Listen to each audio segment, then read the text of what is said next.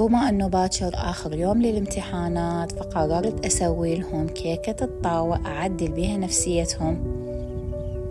هنا أنا ضفيت 50 غرام من الزبد، وهنا أنا عندي 6 ملاعق من الشكر، ضفت لهم فانيلا وخلطتهم زين.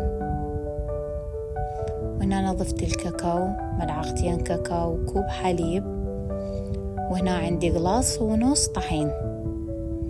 أخلطهم زين.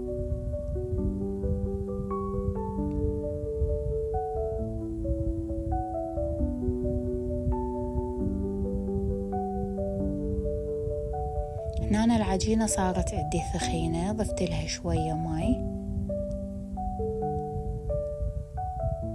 ضفت هنا أنا ظرفين من البيكنج باودر.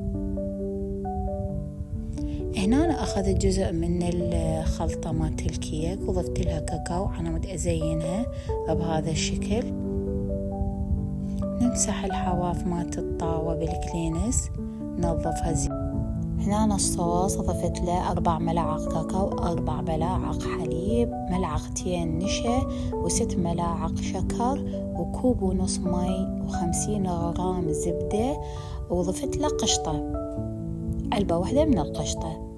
صارت عندي هنا الصوص بهذا الشكل، وضفت له هنا ورد محمدي، صارت عندي بهذا الشكل الحلو.